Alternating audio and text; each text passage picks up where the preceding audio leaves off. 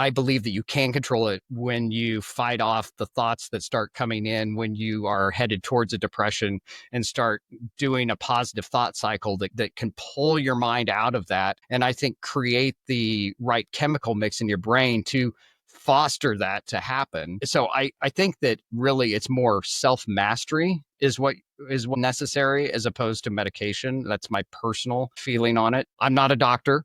So, I mean, I don't have the credentials to be standing on here, but in my own personal experience, I think that self-mastery is definitely possible.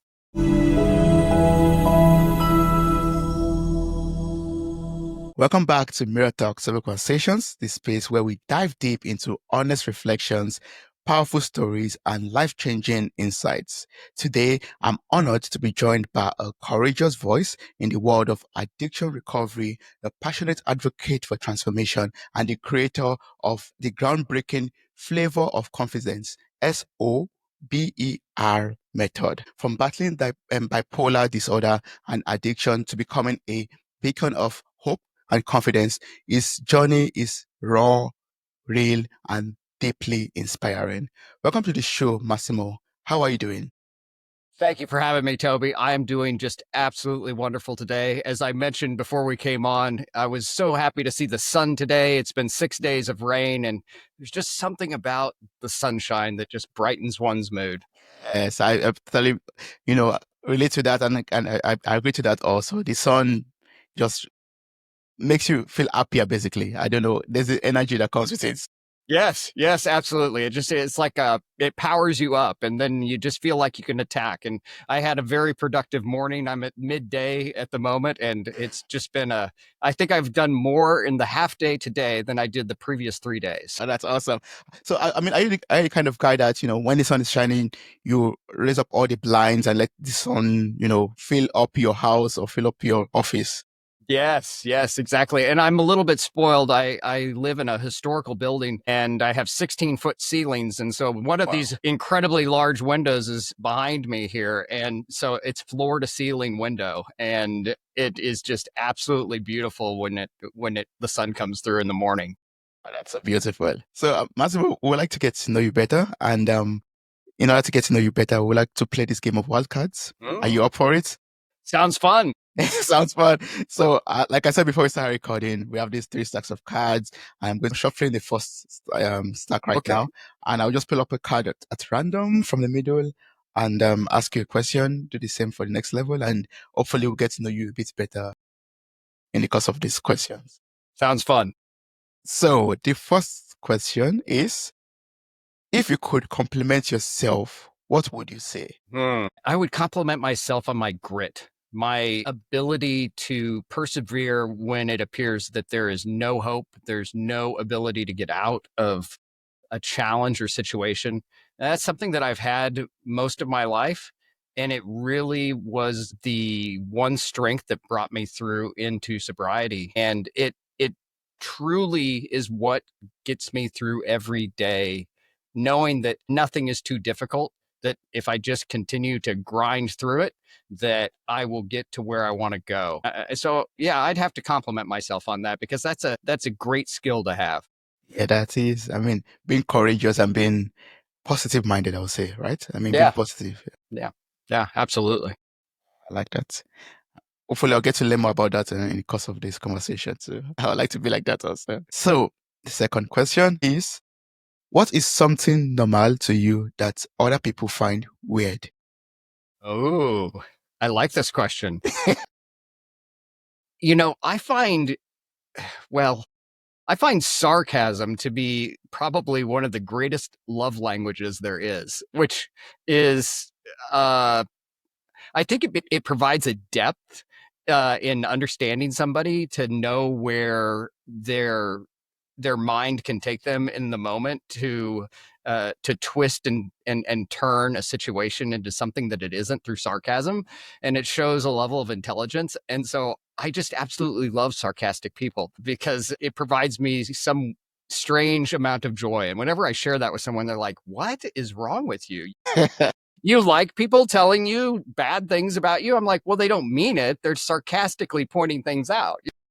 So it's just very interesting. But for me, that tells me that somebody noticed something about me that is a little bit off and it's endearing to them. So they've decided to poke fun rather than, gloss over it.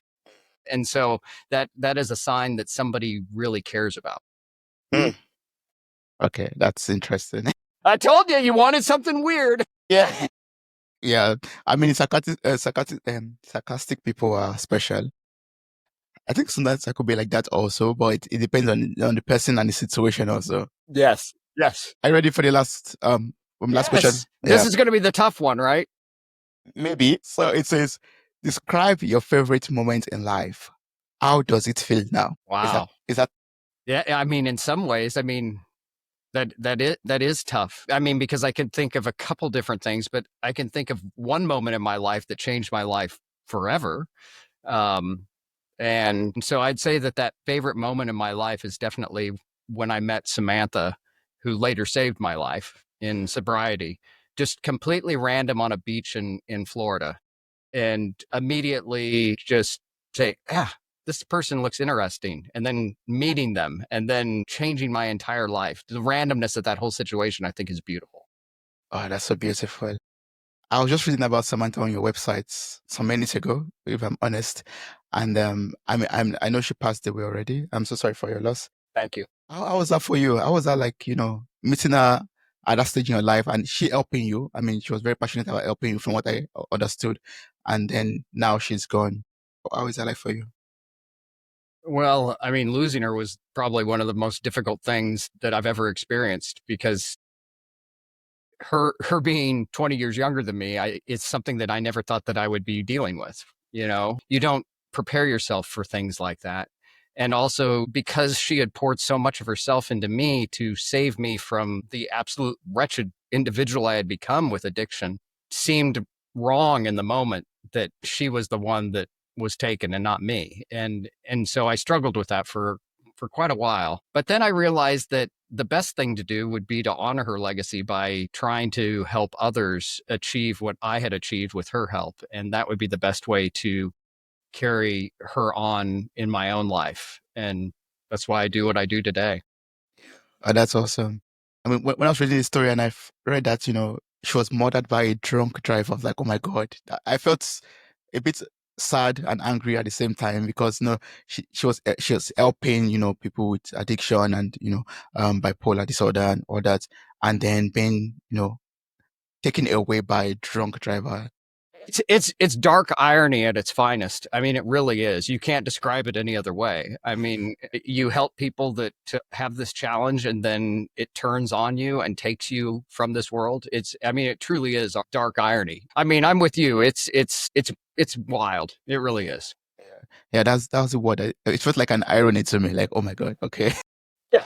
I hope what we are, in this world fighting against or helping other people to recover from is not the thing that will take us away, like that kind of thing. Yeah. Yeah, yeah. Not great. All right. You said there might be a fourth question. Yes, I said there might be a fourth question. Sorry, I was already thinking about Samantha. I'm so sorry for digressing so much into that. No, that's okay. I personally kind of had to change the subject a little bit. That's all. Yeah. I'm so sorry. I'm so sorry. I'm so sorry. It's still fresh in my mind. That's why. Okay. We can talk more about it. We can talk more about it. The fourth question. It's not a question actually. It's like it's asking you to describe a moment that helped you believe in love. I think that it was a very quiet moment between my great grandparents, and I was young. I was probably 7 or 8 years old, and watching my great grandmother care for my great grandpa as he was starting to struggle to do stuff, and noticing this in silence, a way that no one was that thought that no one was watching, yet I saw, and the affection and care of two people near the end of their life, and how they'd spent 60 years together at this point, and just seeing that love, the strength of that bond was just absolutely amazing to me. And it set a bar for something that I wanted to achieve in my own life, yet I haven't accomplished. It's one of those goals that I still want to achieve. Oh, yeah. I hope you achieve it very soon. Well, thank you. Yes. So, okay. I would like us to talk about, what you do. and how far you've come in your life journey already. So that's why I would like us to go back a little bit to that turning point in your life that led you, you know, from the depth of addiction to the path of sobriety and self-confidence. Can you like share that journey with us? Sure. So we're going right back to Samantha. So here I Sorry. am. No, no, no. It's fine. It's just it just got a little dark there for me, and I was like, I need to change the subject personally, but I'm okay. I respect that. I respect that so much.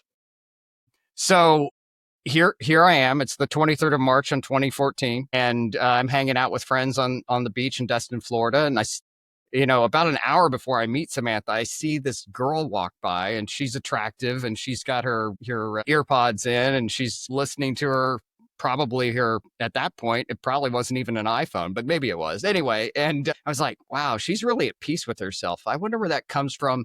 And I wonder what she's thinking about. And so about an hour later, we're messing around on the beach, playing around, and my friends had come up with this silly game where they were laying down in front of people on the beach and like causing them to walk over the top of them. And so most people would walk around, but instead Samantha got in the game, and she like literally walked across the back of one of my good friends and then took his hat off and put it on her head and kept walking down the beach. And then my friend's wife goes running after her and to get the hat back. And about 30 seconds later, she's coming back to grab my phone saying, "You would absolutely love this girl. I'm getting her number for you." And within an hour, we were talking, and we were pretty much inseparable after that.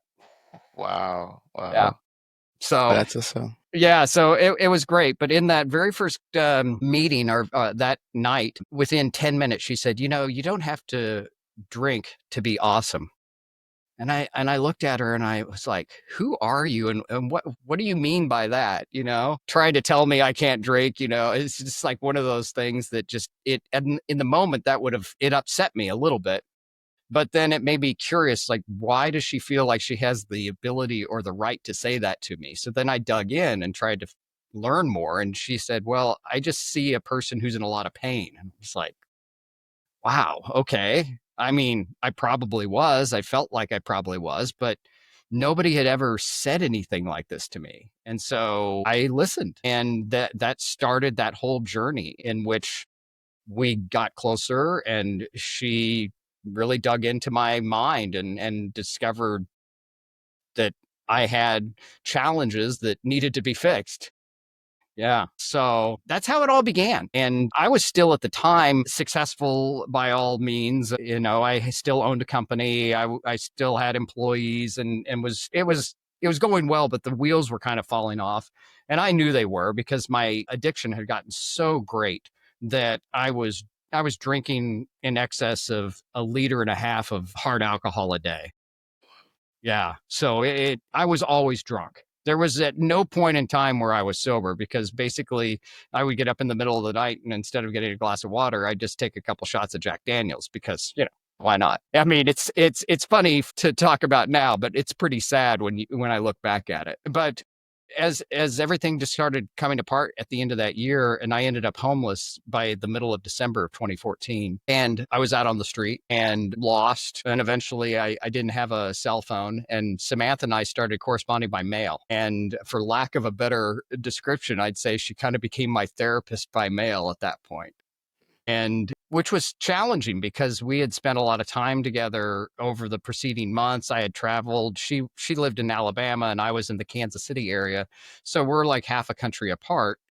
And I had gone to see her a couple times, and we communicated endlessly over the phone and FaceTime. So that was something that was immediately cut off as well. So now I'm all alone. All of my friends and family basically said, well, you're kind of getting what you deserved. And so I'm faced with this challenge, and my one lifeline out here is this young lady in Alabama who's writing me letters. And so Samantha just kept asking me questions. What are you thinking before you want to drink? I want you to write it down for the next week and then send me a letter. And that was one I really remember very clearly, because I had to go to the post office to weigh that letter because it was like 8 or 9 pages, and I wasn't sure that it was going to get to Wow. her without extra postage, right? Yeah. But then she writes back to that long letter with just one thing. And she said, drink every other time. And so I took that as a challenge, and then I started working on that. But it continued to be a real struggle until I was able to look at myself and realize that I was running from one thing, probably. And what that one thing was, I needed to find out. And so as I searched within myself, I actually discovered that I had this massive fear of abandonment. And when you live in a space in your head where you're not confident enough that you can hold anyone's conversation long enough, that you literally feel in that moment that that person's going to walk away from a conversation with you. So like I would have instantaneous attachment to people that I just met. That a conversation, let's say that you're in a networking event, would be a good example of this. You might meet someone, shake their hand, and then you start talking to them a couple of minutes. And when they leave to go to talk to somebody else, that would like strike this massive amount of fear in me. This person's never going to talk to me again. What did I do wrong? When it has nothing at all to do with that, but that's where my mind would go.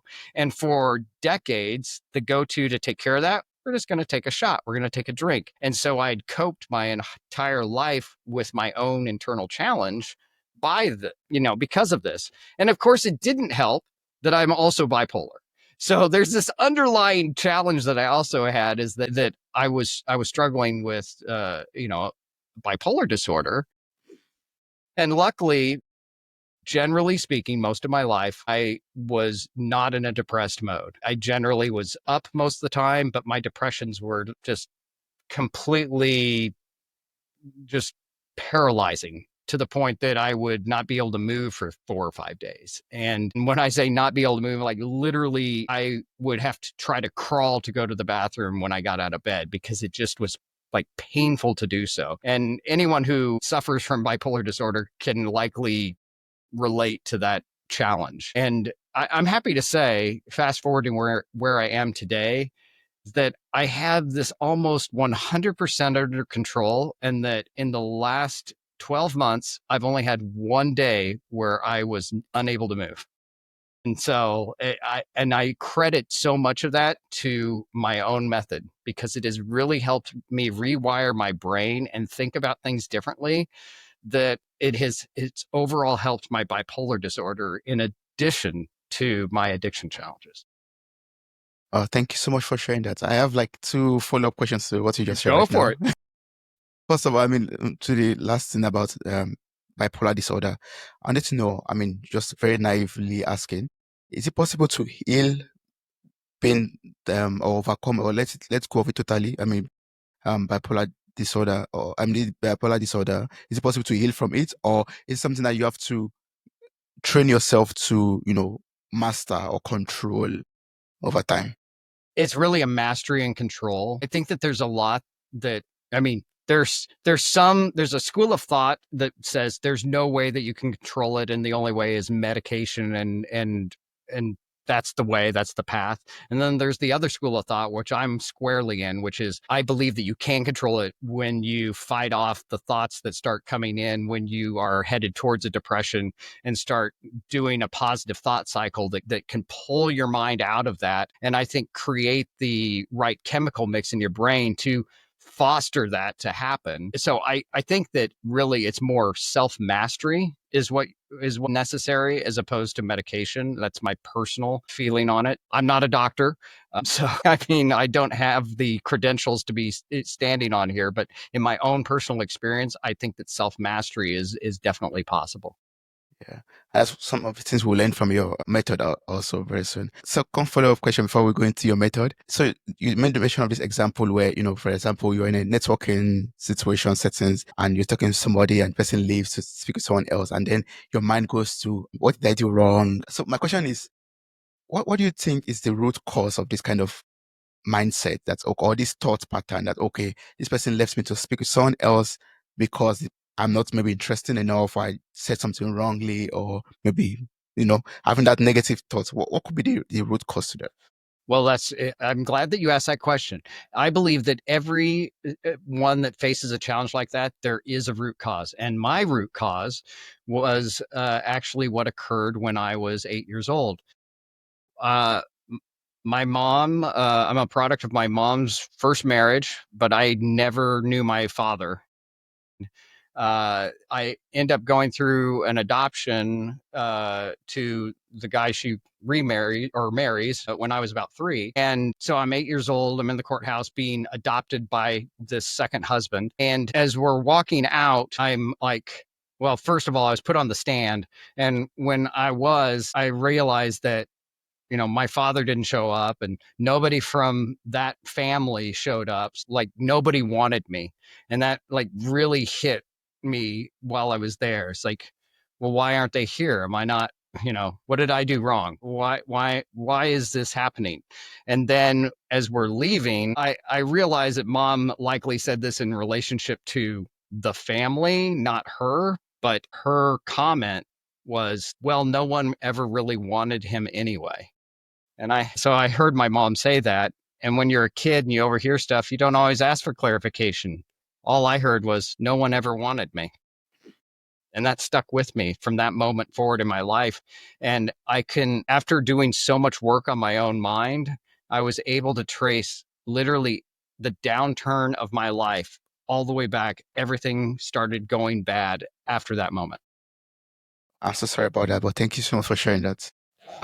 But right now, you've been able to do the work in order to rewire your brain from that pattern or from that thought. That's Yes, awesome. yes, absolutely. And I think that everybody likely has one thing. And all the work I do with people I've coached and helped, I can't think of one instance where I didn't bring it back to one event that happened in someone's childhood that totally derailed their existence. And once they deal with that and face it head on, their life changes.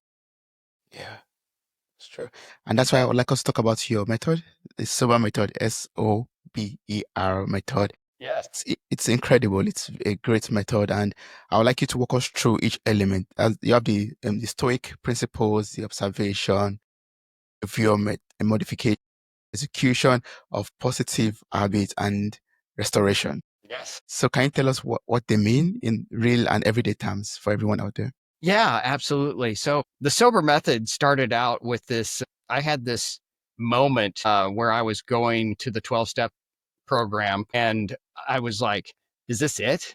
I mean, like, am all I'm going to do for the rest of my life is go to a meeting twice a week? And like, I just don't feel like this is enough for me. I need something that is in the future. And so this thought process and came to me like all at once. And it was late at night and I just started writing it all down. And originally it was a 10-step process and I called it the flavors of confidence method. And so it was kind of clunky. I mean, I took a lot of people through the flavors of confidence method, but it became challenging because like, well, hold on a second. Now I'm on step 7. Now what, and then I'm like, wait a second, what's step 7? And then like other things from working in a 12-step program would cross over into my head. And I was like, I can't even teach my own program because I can't remember it. So I was like, you know what? I need to rewire this into something that everyone can remember. And it already was a cyclical program that works in continuous improvement, except it was 10 steps. So I kind of folded some steps into one another and reframed it into the sober method. So that's how we ended up with the sober method.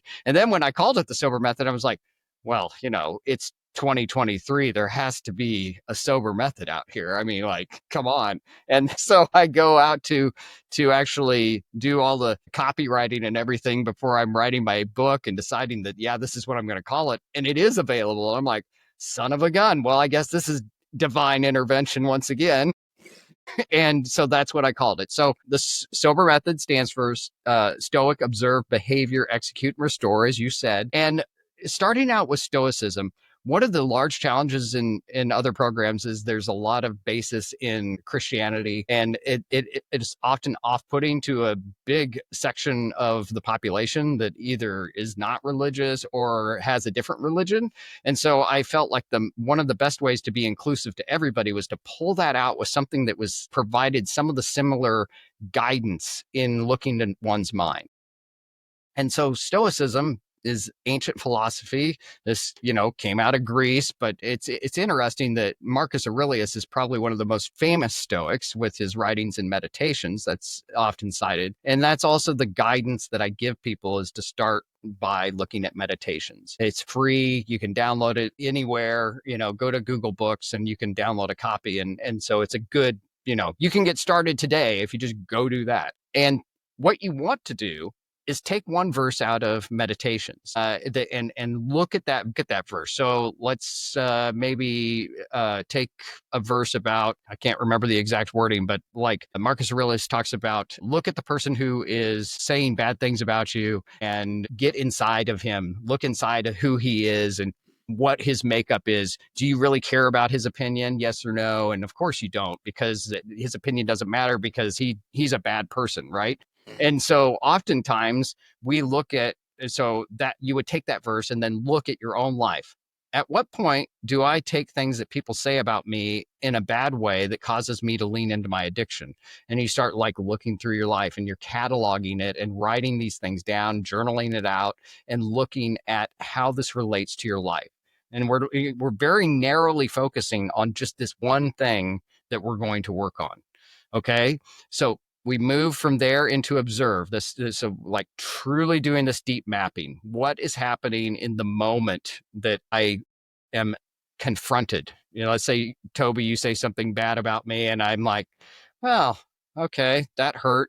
Drink, it may be as simple as that, or it may be more complicated. Like it might be something like you said something negative about me. And then I stop and I think, well, if other people think that, then they might tell other people. And then, like there might be a chain reaction. So we need to look at all of those pieces and understand how this action affects your overall thought. And we work to try to remap this behavior. That's the behavior step. So once you know what you're doing now, we're going into the behavior step. We're like, what might work better? What could work better to diffuse this? So we'll lean into the stoicism as we map this behavior out. You've said something negative about me. My reaction was to think about all of the ways that it could impact me from what you said. Instead of that, from now on, I'm going to say, well, hold on. Who is this guy that thinks that he can say this about me? I mean, he's a nobody. I don't care what he says about me. So maybe that's the way that you remap the behavior. Because if you thought that, then you wouldn't want to drink or use your substance of choice. You would be able to diffuse that situation. So now you got an idea. So you've remapped your behavior and you think this will work. So you push forward into execute. This is where you're testing mode. You're basically using yourself as your own, test subject. You put yourself into a situation where someone is going to say something negative about you to test if you can use your remap behavior and it works. And if it works, you moved on to restoration. And if it doesn't, you go all the way back to the O method. And you're like, okay, what happened this time? Maybe I got partway into my thinking, like, it doesn't matter. But then I started thinking about, but it could matter. And these are the ways it could matter. And I'm remunerated on all of those things. And then I ended up drinking. So, well, we better figure out some other way of handling this. And then you remap that behavior. You try it again. Once you get it right, now you move into the restore, which is the somewhat typical making amends that you have in other step programs, but specific to this thing that you just fixed in your life. If I remember sometime that you've said something negative towards me and I took it the wrong way and I ended up drinking or going into a depression, well, I'm going to go to you and say, hey, I'm really sorry that you feel this way about me, or whatever you need to do to make amends with this person to set things right. It doesn't mean that you need forgiveness. This is so important because I think it's somewhat, forgiveness is misunderstood, I think, by a lot of people. Is the biggest thing that you want to do is forgive yourself for what has occurred, and as opposed to trying to gain the forgiveness from somebody else or be their bestie because you've made up. You don't want that. You just need to say your piece, let things lie, and continue to focus on yourself. That's so important. And then you go back to step S and you start again. Now, hidden inside of these the O.B. and E steps are focuses on diet, exercise, breathing, all sorts of other things that are so important because this is a holistic approach. I changed my entire diet. I cut out processed foods like nearly 100% in my diet. That's done a lot to change my mindset and my thinking. It's added a lot more clarity. I can tell you that. I lost 40. I mean, I took up figure skating. I'm a competitive figure skater now. Wow. So, I mean, and that's something I'm definitely very passionate about. And those are all subcomponents within the system. So while you're rewiring your mind, you're also looking at your body to improve yourself overall. So that's a very brief overview of how sober works. Yeah. Thank you so much for that. I have a follow-up question as usual. Sure. I Always a hope. follow-up question. Maybe I'm combining behavior modification and the execution of positive habits. Mhm. Coming from a place of addiction, how do you deal with relapses? When it comes to, okay, this is how I normally react to this, maybe someone said something bad about me and then I go to drink, for example. But now I'm trying to modify my behavior, my response to it.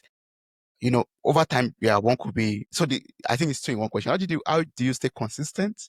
And how do you deal with relapses also when it comes to changing the way you react or respond to situations? Yeah. So relapses definitely are, I think they happen to the best of us. As I first came up sober, I had like 7 solid, like total fallout relapses and then complete sobriety in the course of about 3 weeks. And it was one of the most painful things I'd ever gone through because I would like completely go back down the rabbit hole. I wouldn't like just kind of maybe take one drink. My relapses were, hey, let's drink that entire bottle. And then being like, oh, that's probably not a good idea. And so I'd go to sober up, and then that would be so painful. And then a couple days later, I would relapse again. I'm just sharing that as a personal, like, I know what this is like because I'm more than 9 years down the road and being sober now. So looking back at a relapse sometimes is somewhat challenging to me because I so don't ever desire to drink anything or use anything at this point that it's almost a foreign concept to me, but I do work with so many people, so I do understand that it happens. And the big thing is that anytime someone is challenged by that, I always say, well, don't go back to observe, go back to stoicism and really think about, the impact that you're going to have on yourself and take that calm approach to what you're doing and why. What benefit and what picture of do you have for yourself? And that is a large part of what is created in the B step as we actually create like this life vision of where you are and what you're going to do, and you're setting your goals for yourself. Because if you don't have a vision for yourself, there's no reason to hold yourself to sobriety. Why would I be sober? I mean, it doesn't make any sense. But if I'm trying to achieve something, I know the only way I'm going to achieve it requires that sobriety. That accountability kicks in. And I think that once you're accountable to yourself in that way, it's at least 10 times more powerful than being accountable to others. Because if you can hold your own accountability, that's discipline that nobody can mess with. You can't. And also I'll go back to the one and only time that I thought there was a chance that I might relapse after I had become sober was on August 1st of 2020 when Samantha was killed. And when I found out, that was painful and it hurt. And I was like, why is this happening? Why did it happen the way that it did? And why did it have to be a drunk driver? And why, like there was so much and just all that pain. That lasted but a few minutes though, because I almost immediately said, well, hold on a second. She wanted me to be sober and she worked hard to be sober for me to be sober. I have to remain sober. And since then, I never have thought about it again. But that was my weakest moment since I've been sober. And I went back, and the purpose within me is what kept me on track. That's awesome. Wow. A question to restoration. Mhm. And I would like to link that also to confidence. Sometimes we mess up, and then when the light shines into our life, when the sun starts to shine and we start to see the mess that we've made, I think we lose a lot of confidence in ourselves and in humanity also. How do we then rebuild or restore our confidence, after the light is, has revealed our mess, and we're trying to walk towards restoring back the relationship that we have with ourselves, with other people out there. How do we build back up our confidence? I think it starts with one of the greatest phrases that Marcus Aurelius has ever said: the obstacle is the way. The hardest thing to do is to face yourself and own up for it. So I always encourage everyone to immediately shine the light on yourself before someone else does, because surely they know who you are. There's no reason to hide it. Confidence comes from the ability to accept yourself for who you are on your own terms and be proud of who you are. I mean, I know I'm a little weird, but I'm okay with that. And because I'm okay with that, people accept that I am, right? And so that, and then because I accept that I am, it is an invitation to everyone around me to accept who they are and to be confident in their own skin. So the best advice I can give on confidence is just don't shy away from those things that you've done when the light shines upon them. Instead, own them. Yes, I did that. That was foolish. And, I probably would have done it differently now, but things happen. And then move on, because you can't change the past, but you certainly can reference it. And people often say you can learn from the past. Yeah, probably, but it's more like it's just kind of something that is back there, because you can also, if you say you learn from the past, I find people lean into their past a little bit too much and they start thinking about things that they used to do too often, which can also be a confidence killer, because then you start thinking about all the bad things that you used to do instead of focusing on all the great things that you're doing now, right? And so you don't want to get stuck in the past. I think if you take yourself and you always look ahead and you always look into the future, you're going to have a much brighter outcome for yourself and for others. I don't lean into the past. Yeah, I would not do that. Yeah. I mean, a song was humming in my head. Leaning into the past for me felt like, dragging a dead horse along with you on your journey. Yes. I, yeah, I just remember the lyrics to a song somewhere when you mentioned that. I was like, okay. I just saw, you know, a vision of, a visual basically of someone whistling into the past is basically like dragging a dead horse into the future into the present with you.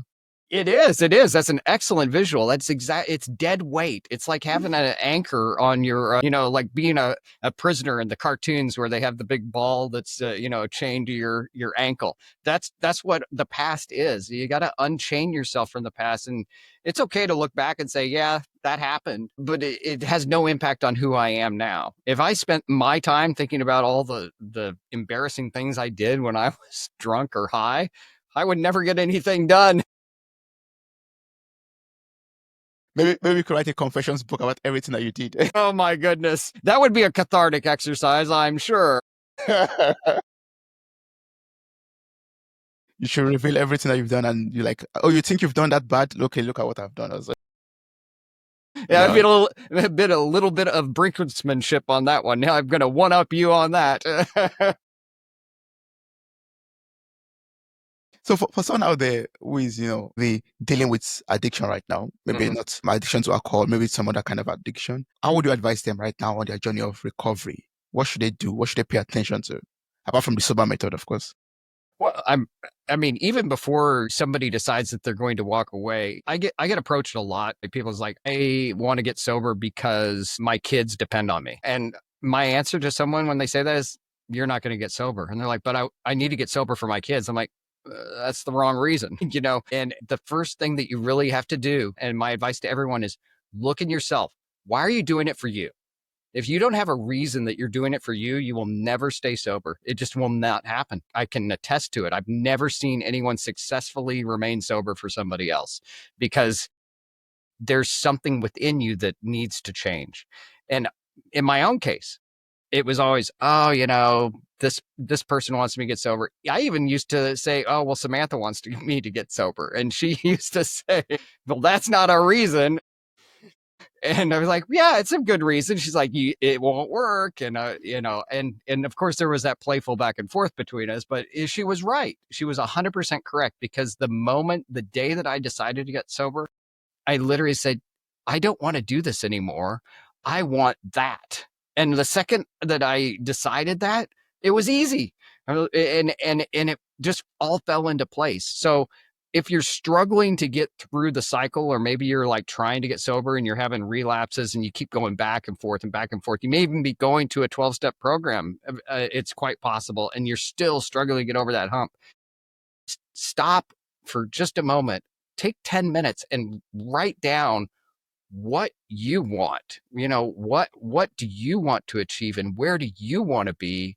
And then see if you can align that with the lifestyle of continuing to drink or use drugs actually can make that happen. And if it can't, and you continue to read these things that you want, read them every day for the next week, and you'll start to see that you don't want to drink anymore. You're going to read that list in the morning. You're like, man, if I drink, I'm not going to be able to get any of this stuff done.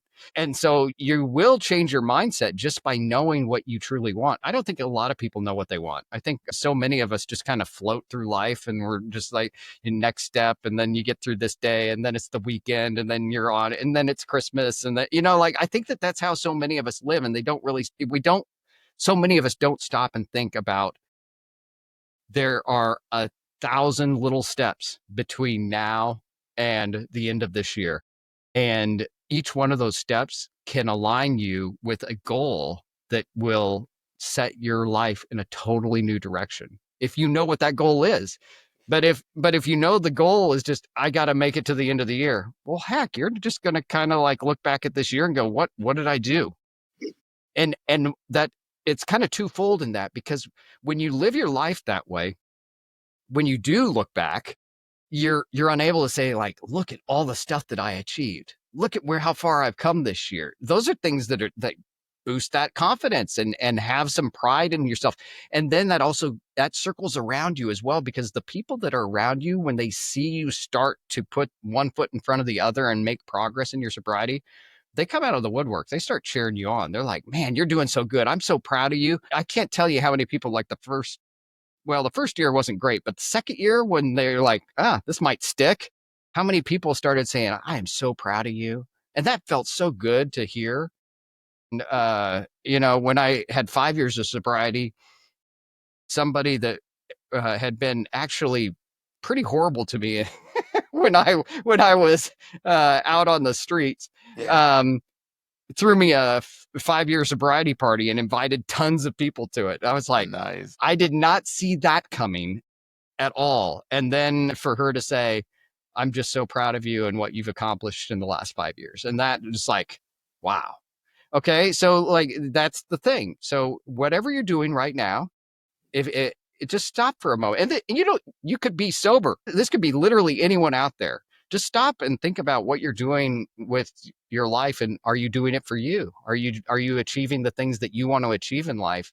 And you may not be, because you might be living your life for someone other than yourself. But the people that are around you that support you, hold on to them. They want to support you in wherever you're going too.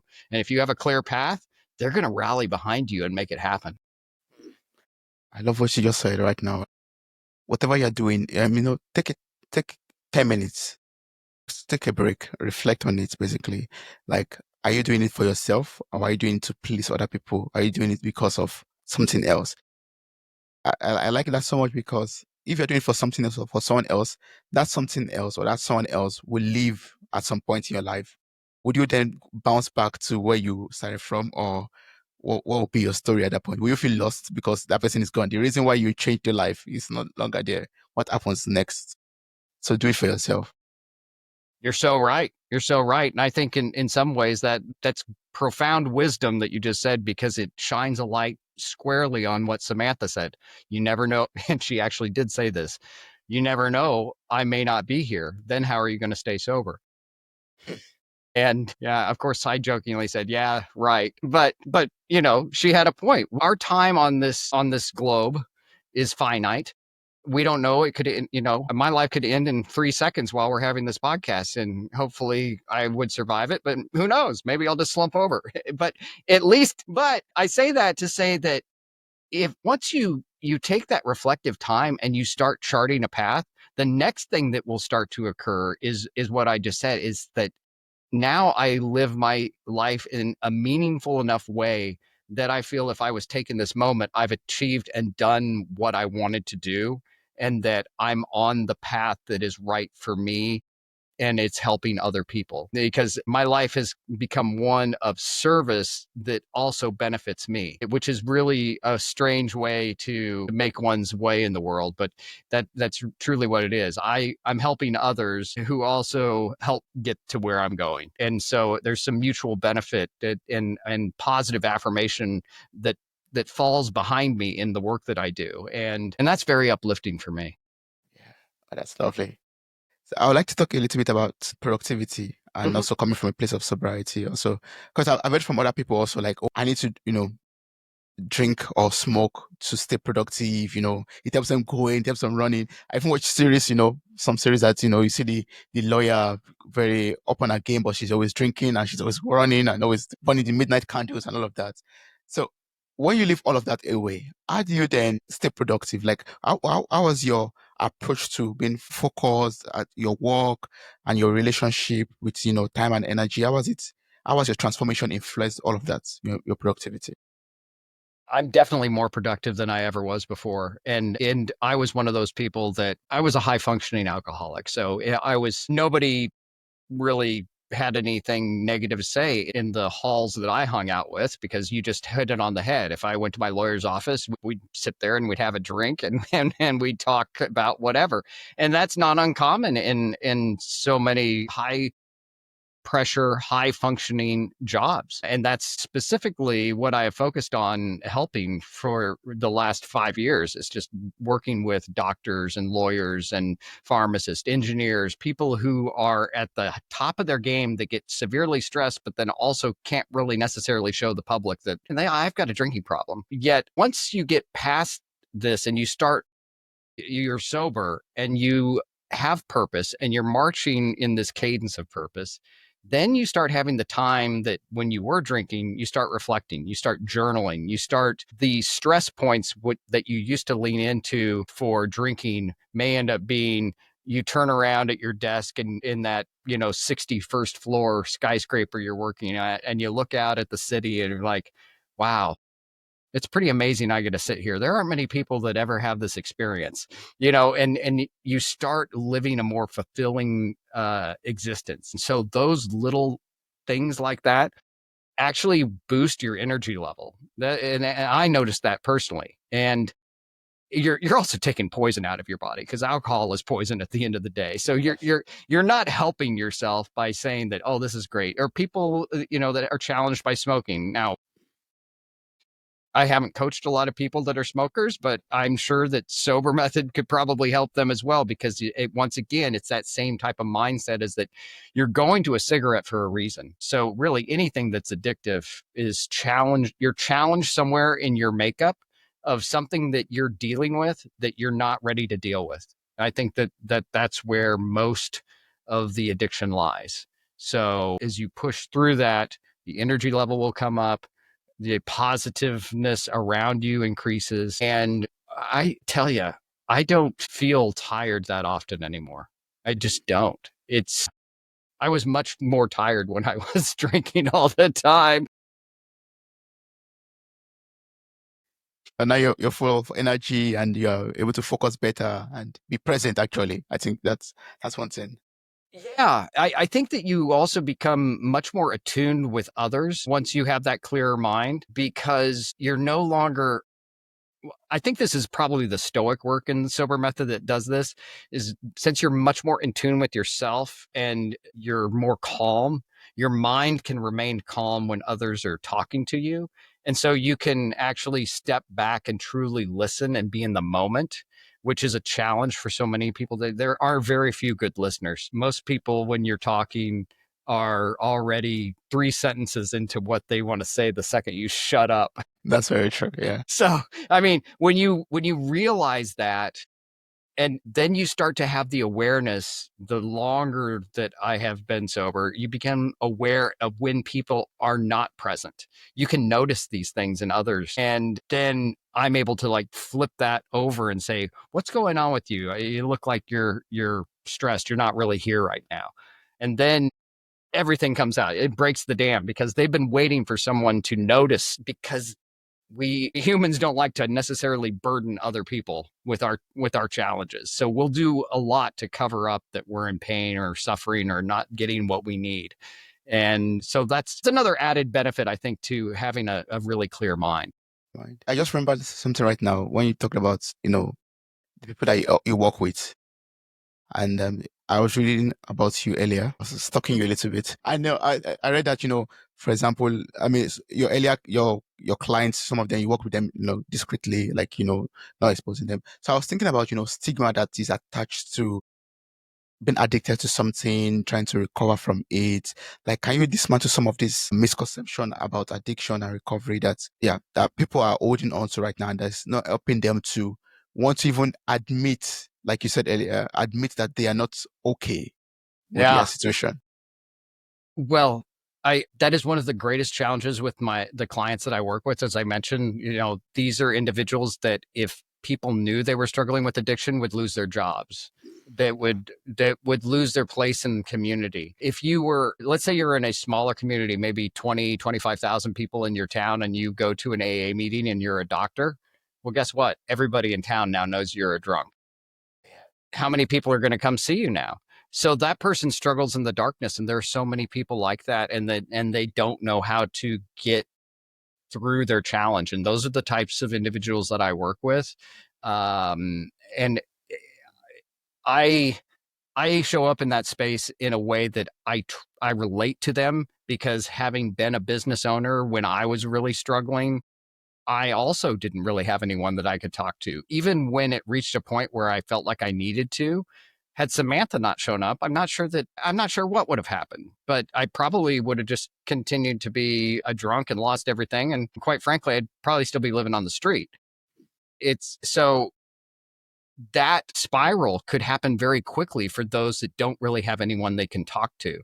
And a spouse may not even be a good outlet in this case, because again, if you're in a tight knit community, the last thing that you need is your wife is at the country club and tells somebody that, oh, he's at such and such rehab facility right now. Well, that's the end of his career, right? Yeah. So I mean, it's very, very tough. And so that kind of confidentiality I take very seriously, and that's the reason I focus on, because these individuals that I work with touch so many lives, and they have the opportunity to hurt or help many, many people based on their level of sobriety. A doctor who is sober is going to do a much better job than one who is, performing his skills under the influence and might make a mistake. And then that might cause a loss of life. And those are weight. That's a lot of weight that some of these individuals carry, and knowing that they need to do something and they just don't feel like they have any place to turn. So Oh, yeah. Yeah. That's a great job you're doing out there.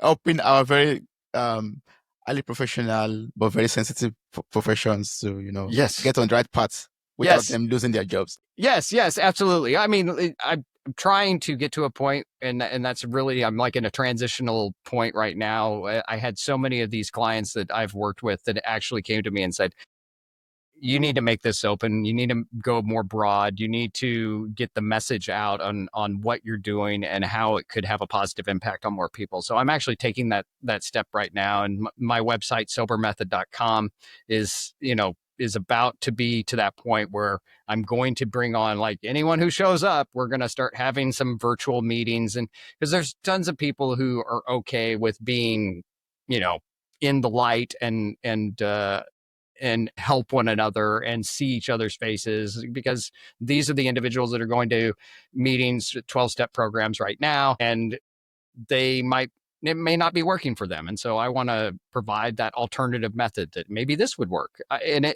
to me, it doesn't matter how you find your sobriety, it's finding it. That's what's important to me. It'd be great if sober works for you, but maybe you think it's trash. I think it's awesome. I think it's the best. That's because I made it, and it works great for me, and I've seen it work great for others. But what truly, truly matters to me the most is that everyone finds their own sobriety. Yeah. That's a great mission. And maybe in the future, you could have like the sober podcast where you have people on your show and they share their story of addiction and their journey of sobriety and how you help them with that also. That could be something. That could be something. I mean, I've toyed with it. It's a lot of work having a podcast, though, isn't it? I mean, do I make it look easy? Maybe. I don't know. You do it so well. Oh, thank you. But I mean, that idea just popped in my head right now when you were talking about it. I was like, oh, that would be a nice podcast to listen to. I'd Yeah. love to hear people's story from you. I mean, you hosting them, interviewing them, and talking about addictions and their sobriety journey. That would help a lot of people out there, I believe. I think that could be a pretty good podcast, actually. Yeah. Especially for people who are suffering in silence or who are struggling with it in silence, and they tune into the podcast to listen and hear a very familiar story to what they are experiencing. It help them maybe come out, help them to even on their journey, maybe even without seeking out for help, knowing exactly what to do because they'll pick up the tools, the practices that they have to, make use of to come out of their addiction. That could be something. Yeah. No, great idea. I might just run with it. Please, Rob, we sit down to see on Apple podcast very soon, the S.O.B.E.R podcast. And I was like, yeah, from Massimo. That would be nice. Then I'll have you on my show. What will I talk about? I'm addicted to working a lot. Yeah. No, you could help me talk about how you work with a lot of high performing people and that you think that it'd be important if they had clear minds. Yeah, that's true. Yeah. I believe it's very important for the high performing professionals to have a clear mind. Yeah. It's a very important mission that you're doing right now. I mean, helping those people out there. Well, thank you. Thank you very much.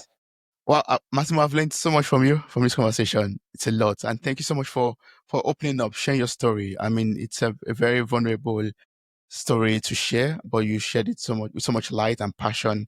And thank you so much for going to the dark side with me, talking about Samantha also. I'm really sorry for pushing you in that direction. But I'm happy with you talked about it and you also respected her in the answers that you gave also, like, making references to her. It's a very painful thing to experience, but also it's life changing and it's teaches a lot of lesson also, I believe. So what would be like a last message you would like to give to someone out there right now who is, for example, feeling stuck or lost, or they have just lost their flavor of life, basically? Like, what would you like to share with them in order to ignite that first spark of hope? I think the most important thing that everyone out there needs to remember is that the strength to do anything that you want to do in your life comes from within. Just stop for a moment. Stop for 5 minutes. Look at yourself in the mirror and say, I'm capable of doing this. And it all starts there. You have that strength. You have that power. We all do. And once you start those first steps, everybody's going to be pushing you along your way and your life will totally change. And I believe in you. I believe that you can do it. That's awesome. Thank you so much. I really appreciate you sharing that. For people out there who would like to reach out to you, maybe work with you, what's the best way to do this? What's the best way to connect with you? Yeah, I'm available on all social media handles at Sober Method. Also at Reddit. We've got a thriving community building, and sobermethod.com. You reach out. And as I mentioned, we got some interesting stuff about to drop. So I hope to work with many of you that are struggling. If you're listening, I'm here for you. Awesome. I'll post the link to your website in the show notes of this episode. On your website, you have the link to all your social media platforms, also Instagram, YouTube, Reddit, Facebook, LinkedIn, and X also. So I encourage everyone out there who has listened so far to connect with you on all this platform and maybe reach out to you directly also to see how you could start your journey of sobriety and also getting back your confidence, getting all the flavor of confidence. Thank you so much. It has been a great pleasure speaking with you, getting to meet with you. I really enjoyed this. Thank you, Toby. Thank you very much.